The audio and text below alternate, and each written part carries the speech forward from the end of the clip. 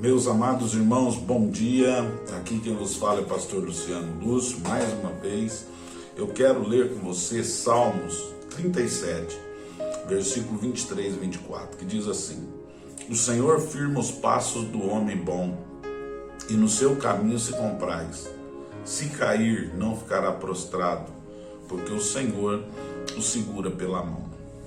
A introdução desta minha reflexão, eu preciso te dizer algo.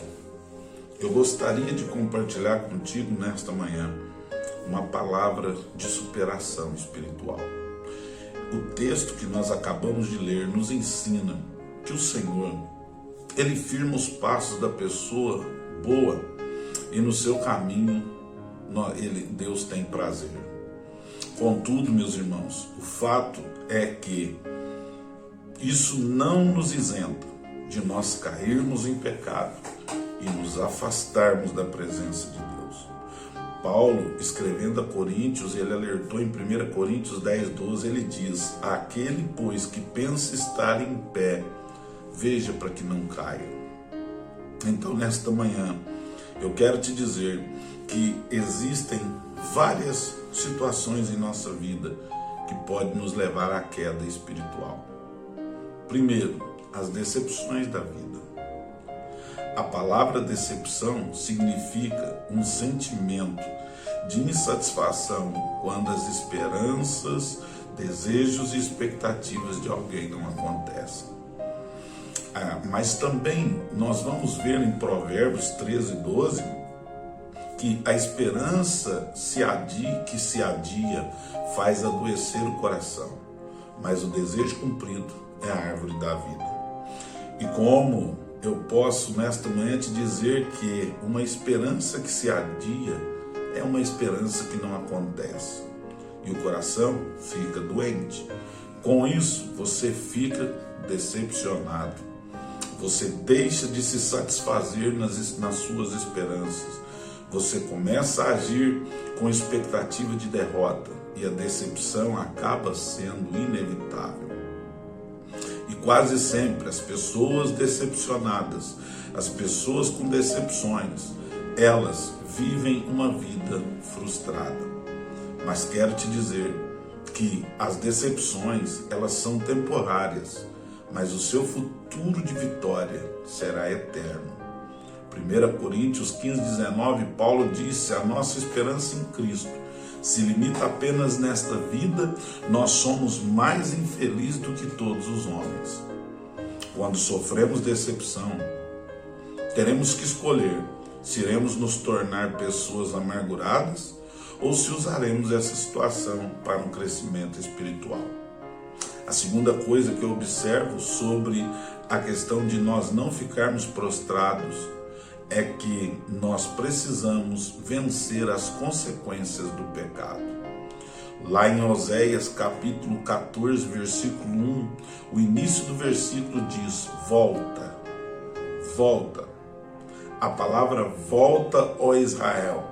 Esta frase está nos mostrando que Israel precisava voltar e sair da decisão que eles tinham tomado de estar contrário ao caminho de Deus. Os caminhos contrários a Deus nos levam à ruína. Quando nós estamos nos caminhos contrários a Deus, nós praticamos o adultério, a prostituição, a impureza, toda aquela classe de pecados que está em Gálatas 5, do 19 ao 21.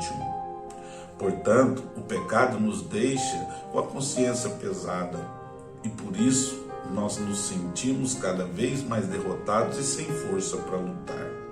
Satanás deseja que você se sinta culpado. Satanás quer que você não se arrependa. Satanás quer que você carregue culpa e tristeza excessiva que vai te conduzir à depressão, ao desespero e à derrota. A terceira coisa que faz você ficar prostrado é o isolamento da comunhão. Hebreus 10:25 diz que nós não devemos deixar de congregar como é de costume de alguns. Antes nós devemos fazer admoestações, mas quando vedes que o dia de Deus se aproxima. Congregar é reunir, é agregar, é se juntar. Se você caiu e não quer ficar prostrado, congregue. Congregar é reunir com os irmãos em comunhão para que nós possamos nos edificar mutuamente. Eu tenho certeza de que Jesus mudará a nossa história se nós estivermos juntos congregando. Mateus 18:20 diz que, pois, onde estiverem 2 ou 3 reunidos em meu nome, ali eu estou no meio deles. Lembre-se que um dos primeiros sinais da queda é deixar a comunhão dos crentes. Quando um crente começa a não frequentar assiduamente a igreja, algo negativo está acontecendo, segundo o doutor Darry Robson. Darry Robson diz que isso é preocupante. Você não pode ser crente isolado da comunhão da igreja. Um outro teólogo americano, Paul Turner, ele diz: existem 2 coisas que nós não podemos fazer sozinhos.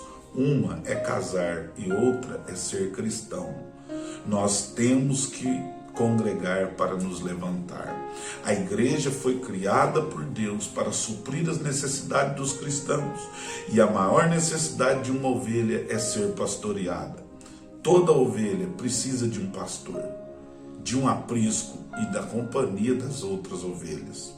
Provérbios 18:1 diz: o solitário busca o seu próprio interesse e insurge-se contra a verdadeira sabedoria. Para que você se levante e não fique prostrado, não viva sozinho, não ande sozinho. Uma ovelha isolada se torna um bom petisco para os lobos devoradores. Que você nesta manhã, você se levante, que você não fique prostrado, que você entenda que se você ficar prostrado, as decepções da vida vão te dominar, o pecado vai te escravizar e você não vai viver em comunhão, mas sim em isolamento. Que Deus te abençoe nesse dia. Dê um like, curta o nosso vídeo, faça a sua inscrição, continue assistindo e divulgando a palavra de Deus. Eu espero que você tenha um bom dia e que a graça de Deus, ela não saia da tua vida, da tua casa, em nome de Jesus. Até a próxima, em nome de Jesus.